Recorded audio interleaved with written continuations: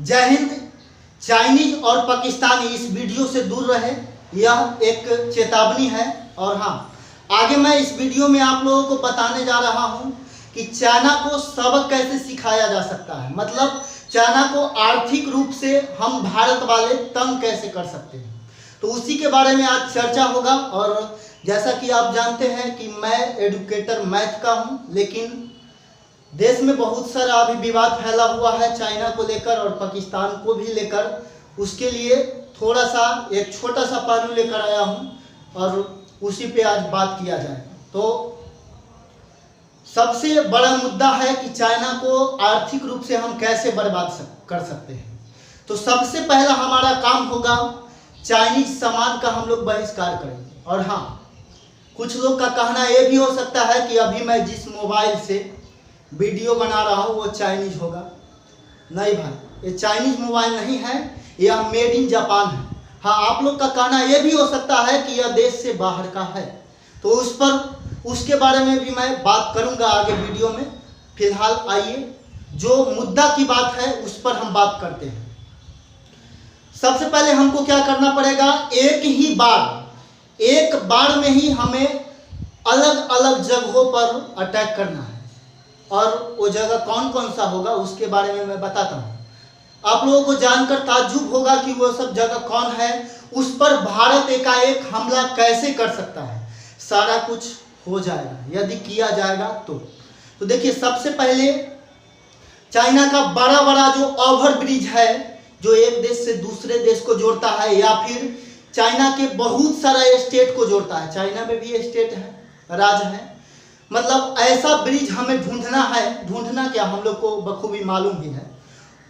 तो उस ब्रिज को सबसे पहले ढूंढ करके हमें वैसे सारे ब्रिज को खत्म कर देना है, पूरा क्षति कर देना है। ऐसा ब्रिज को ध्वस्त करना है कि उसे खड़ा करने में खूब कम तो 2-3 साल लग जाए। कितना भी जल्दी वो काम करेगा ना, तो कम से कम 2 साल लगेगा। पहली बात ये हो गई। और इसको ध्वस्त कैसे किया जाएगा उस पर भी मैं बात करूंगा आगे वीडियो में।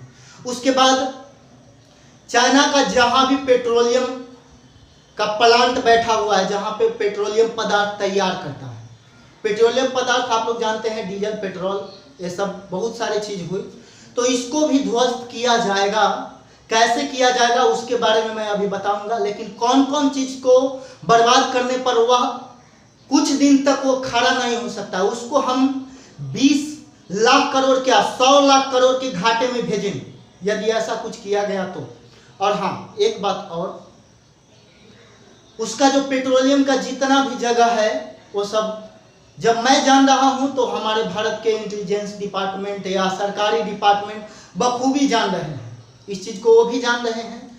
और उसके बाद हुआ उसका जहां पे बड़ा रेल का नेटवर्क है, रेलवे का नेटवर्क, बड़ा नेटवर्क मतलब आप समझ रहे होंगे, जहां से 4-5 जगह के लिए रेलगाड़ी जाती है, 4-5 जंक्शन को मिलता है, या फिर वैसा रेल मार्ग जहां से उसका माल भरा होता है, जहां से उसका मालगाड़ी ज्यादा संख्या में निकलता है, वैसे रेलवे के प्लेटफॉर्म को ध्वस्त कर देना है। या फिर हम जिस हाल में ध्वस्त करें, लेकिन ध्वस्त करेंगे तभी जाके उसको आर्थिक रूप से हम तंग कर सकते हैं। और आपके मन में बात आ रहा होगा कि ये सब तो बहुत असंभव बात है। असंभव कुछ नहीं है। आप जानते होंगे इजराइल ने कौन सा नीति अपनाया था। इजराइल ने अपने दुश्मनों को कुछ नहीं किया, राताराती उसके 6 जगह पे हमला किया था। 6 ऐसे जगह थे जिसको बिल्डअप करने में कम से कम 2 साल तो लगेंगे ही।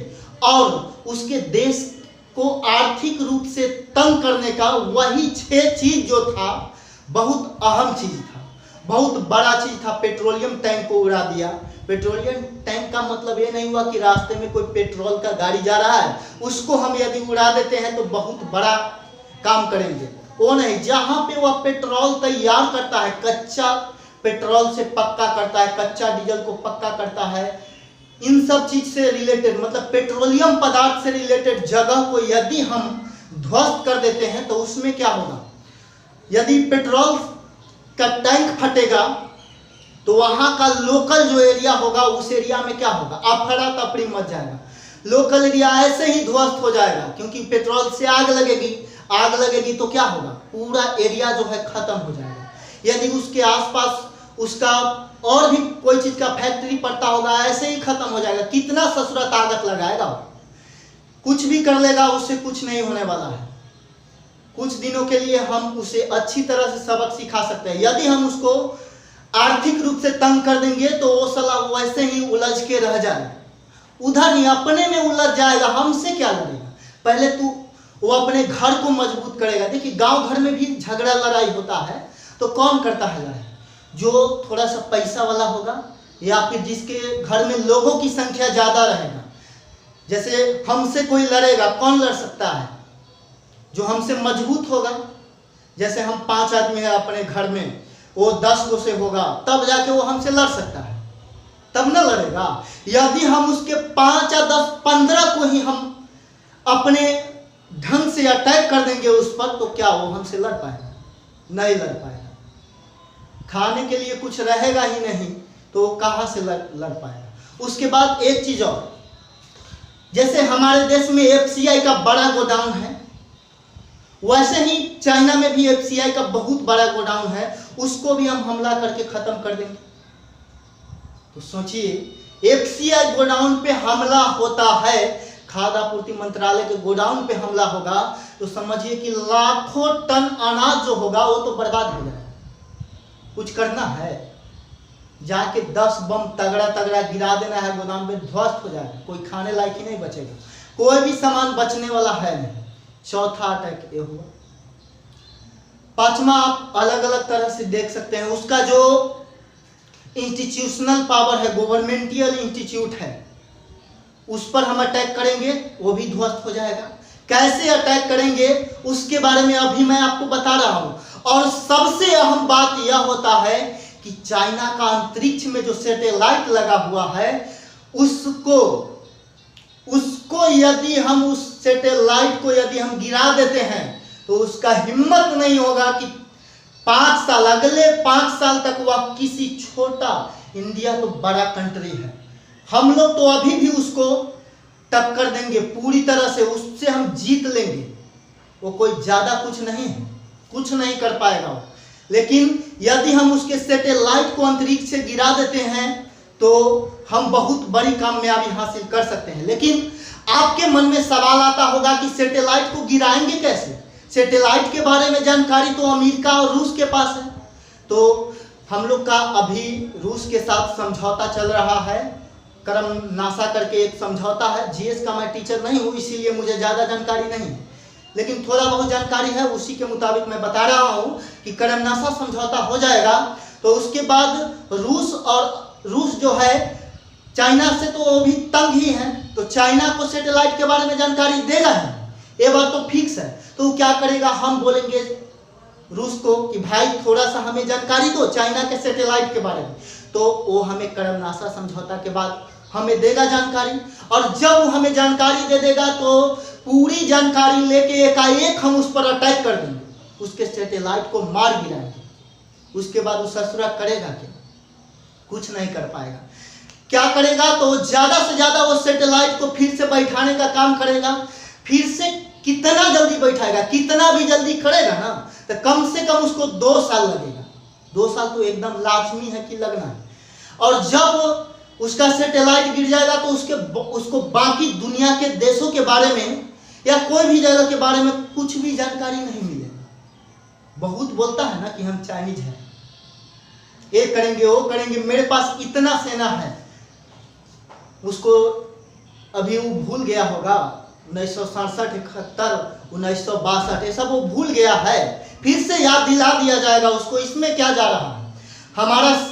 हमारे देश के वीर सिपाही कमजोर है क्या किसी देश के सिपाही से? हमारे देश का एक भी सिपाही शहीद हुआ है या सेना के कोई भी कर्मचारी या अधिकारी शहीद हुए हैं? ऐसे ही नहीं हुए। देश के लिए बहुत कुछ किया है उन लोगों ने, तब जाके कुछ वो लोग वीर गति को प्राप्त हुए हैं। अब देखिए चाइना वाला क्या बोल रहा था कि हमारे यहाँ भी क्षति आया है गलवान घाटी में, लेकिन हम अपने देश को बताने नहीं जा रहे हैं क्योंकि बताने से हमारे यहाँ का माहौल गड़बड़ हो जाएगा। साला बहुत वो जो है वो बहुत डरपोक है, इसी से तो पता चलता है। और जबकि अमेरिका ने बताया था, अमेरिका के सरकारी न्यूज एजेंसी ने जानकारी दिया था कि चाइना के 40 से ज्यादा जवान शहीद हुए थे, लेकिन वो मानेगा नहीं। अमेरिका ने सीधा तौर पे बोला था कि सैटेलाइट के द्वारा हम लोगों ने देखा तो पता चला कि गलवान घाटी में 40 से ज्यादा चाइना के जवान शहीद हुए हैं। और शहीद ससुरा बोलता है, ससुरा बोलता है कि मर गया है, शहीद तो बोलता नहीं है। वहां जवानों का कोई वैल्यू नहीं है। जितना इज्जत हमारे इंडिया में जवानों को दिया जाता है उतना वहां पे उसका क्या बोलता है -% भी नहीं दिया जाता है। प्लस का तो छोड़ दीजिए, 0 कुछ तो दूर की बात है, -1 लाख भी कहा जाए ना तो वो भी बहुत कम पड़ता है।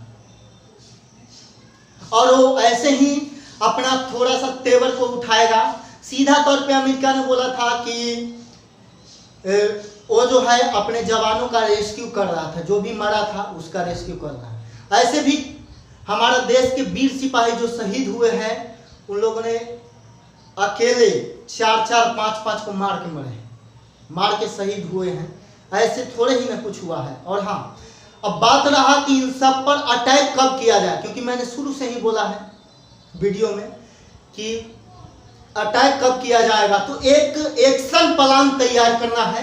हमारे देश में बहुत सारे अधिकारी हैं जो इस काम को बखूबी आसानी से कर सकते हैं। सारे अधिकारी को करना क्या चाहिए, बड़े बड़े अधिकारी जो चाहे वो किसी भी डिपार्टमेंट के हो, यदि उनको लगता है कि ऐसा करना चाहिए तो एकदम करे कैसे, तो सबसे पहले हमारे सरकार के मंत्रालय के साथ जितने भी मंत्रालय हैं, मंत्रालय के मंत्री रहेंगे और उस मंत्रालय से जुड़े हुए सारे कर्मचारी रहेंगे। सब लोग आपस में बैठेंगे और हाँ, जैसे चाइना जिस राज्य से सटता है उस राज्य के सीएम के साथ बैठक हो तब जाके कुछ निर्णय लिया जाए इन सब पर अटैक करने के लिए। और सारे जगह पे अटैक करने के लिए एक ही उपाय करना है, एक टाइम निश्चित करना है।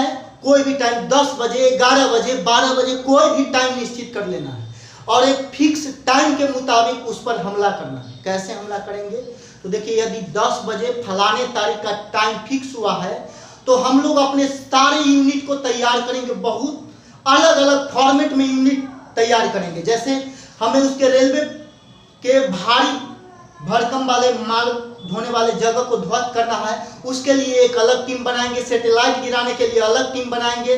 उसके बड़ा जो क्या बोलता है जहाजी बेड़ा है, बंदरगाह है, उसको उड़ाने के लिए एक अलग टीम बनाएंगे अधिकारी का और सरकार के मंत्री के साथ बैठ के। मतलब ये जो 8 चीज पर मैंने बात किया है, 8 बड़े बड़े चीजों पर बात किया, उस सबको उड़ाने के लिए 8 या 16 टीम बना देंगे। और वो 16 टीम मिलकर करेगा क्या, राताराती, रात में दिन में कभी भी एक टाइम फिक्स करना है। यदि 8 बजे रात का टाइम फिक्स होता है तो 8 बजे रात में हम उसके सारे जगह पे एक बार हमला करेंगे। और जब हम एक बार हमला कर देंगे ना तो उसको कुछ नहीं बचेगा। दिमाग में उसको क्या आएगा, उसको ज्यादा से ज्यादा मन में आएगा कि इंडिया पर हम एटम बम 5 को गिरा देते हैं। एटम बम ऐसे ही थोड़े गिरा देगा। जब उसके 8-10 जगह ध्वस्त हो जाएंगे तो वह टेंशन में रह जाएगा, कुछ नहीं करेगा, बखुलाएगा भी नहीं, बखुलाएगा भी तो वह अपने घर में ही रह जाएगा। क्योंकि उसके मन में यदि 8 चीज पे हम हमला कर देते हैं तो उसके मन में एक ही बात आएगा कि हो सकता है कि अभी और हमला कर दे, ऐसा भी तो हो सकता है। लेकिन इन सब काम को करने के लिए एक बार ही हमें सब कुछ करना पड़ेगा। यदि हम ऐसा किए कि पहले सैटेलाइट उड़ा दिए, 10 दिन बाद फलाना, 10 दिन बाद उसका बंदरगाह उड़ाएंगे, 15 दिन बाद उसके रेलवे नेटवर्क को उड़ाएंगे, 20 दिन बाद उसके पेट्रोलियम पदार्थ के कारखाना को उड़ाएंगे, तो ऐसे में नहीं होगा। एक बार में ही सब कुछ कर देना पड़ेगा। तो हम लोग का काम है एक टीचर होने के नाते कि जो चाइना को आर्थिक रूप से बर्बाद करने का जो भी हमें अच्छा तरीका लगा वो मैंने आप लोगों के बीच शेयर किया है। आपको अच्छा लगेगा तो लाइक करिएगा, कमेंट करिएगा। और हाँ, एक चीज आपको तो इससे पता चल ही गया होगा कि यदि हम चाइना के साथ इतना काम कर देते हैं तो क्या होगा। अरे वो तो मेरा दुश्मन है ही, हम सबका दुश्मन है। चाइना से सटने वाले जितने भी कंट्री है सारे के सारे कंट्री के साथ उसको कुछ ना कुछ दिक्कत चल ही रहा है, कुछ ना कुछ जरूर ही है। और यदि हम उस पर हम आप ही बता सकते हैं आगे, अब आप ही बता सकते हैं कि क्या इतना काम करने पर चाइना आर्थिक रूप से बर्बाद होगा कि नहीं, उसकी अर्थव्यवस्था में कमी आएगा कि नहीं, अर्थव्यवस्था गिरेगा कि नहीं। और आप भी समझदार हैं तो बहुत कुछ आपको इस वीडियो से समझ में आया होगा। तो चलिए अब हम विदा लेते हैं आपसे। यदि वीडियो अच्छा लगा होगा और मेरा सुझाव आपको अच्छा लगा है तो वीडियो को लाइक, शेयर और कमेंट जरूर करिएगा। Thank you, best of luck, जय हिंद, जय भारत।